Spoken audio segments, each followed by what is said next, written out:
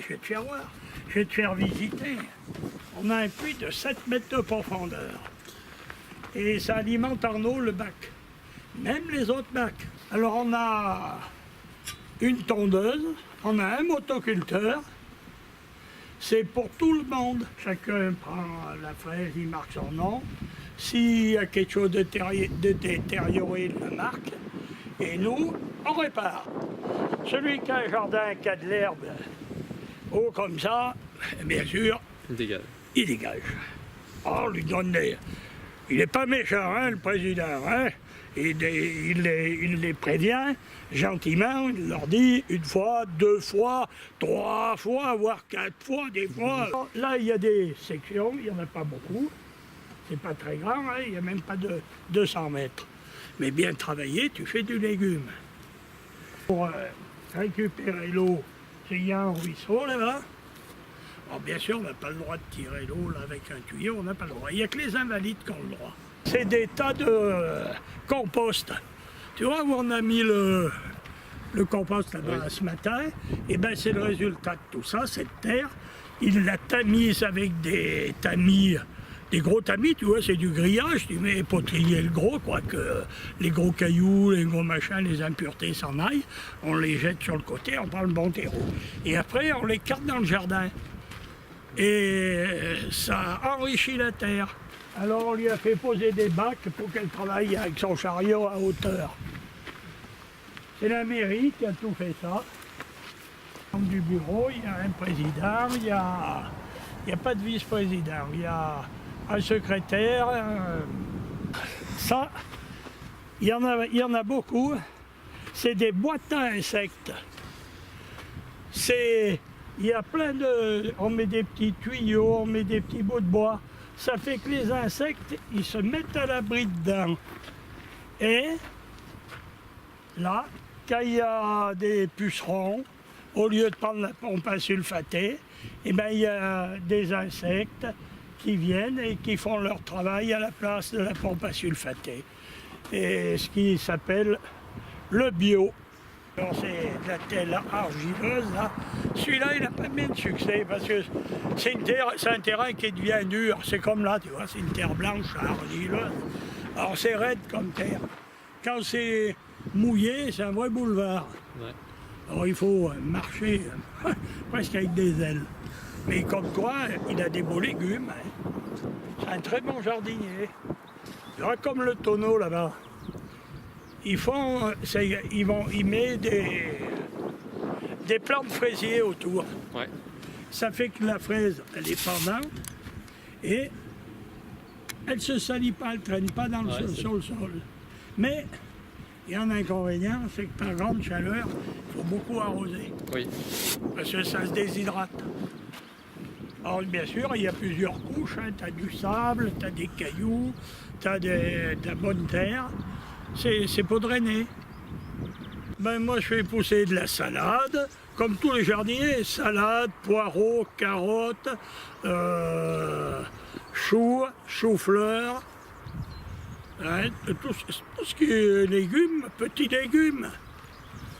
Hein, les choux Bruxelles, mais ça, c'est bon, c'est à l'arrière-saison que ça pousse. Mais je prépare tous mes plants, là. Je vais faire mes plants, là. Je vais commencer j'ai fini de nettoyer ma serre. Et dans ma serre, je vais faire des petits traits, je vais semer mes tomates en graines. Après, je les couvre avec un voile de forçage. Le fumier, on le met toujours à l'arrière-saison. Novembre, c'est l'idéal là.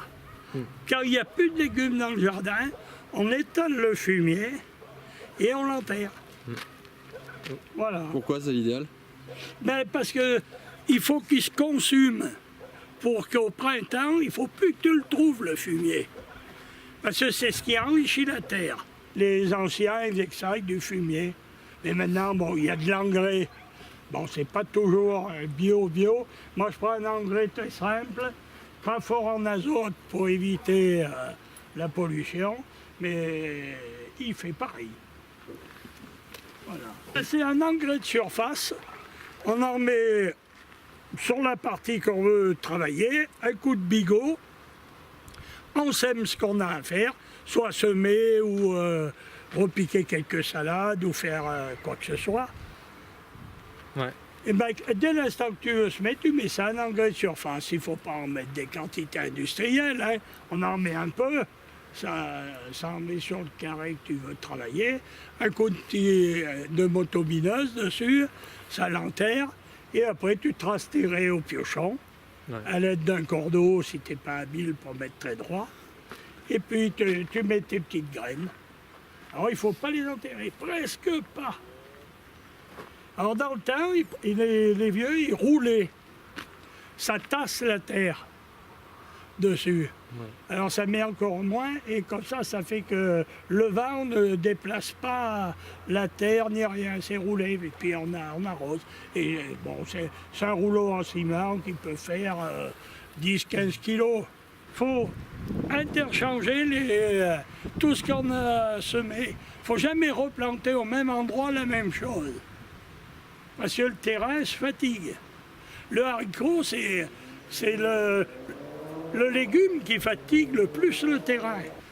Ben moi, je prends de la graine au cheminot, par mon beau-père. Hein, je paye une adhération là-bas, puis on me livre des paquets de graines, ce que j'ai besoin. Alors avec un paquet de graines, ça fait entre 6 et 7 grammes. Et bien quand tu as des carottes, tu fais avec un paquet, tu fais 4 traits de carottes. Non, moi je n'utilise pas de produits chimiques, le moins possible. D'accord. Voilà, parce que si tu manges des choses comme n'importe quoi, c'est dégueulasse, ça, c'est ta santé après.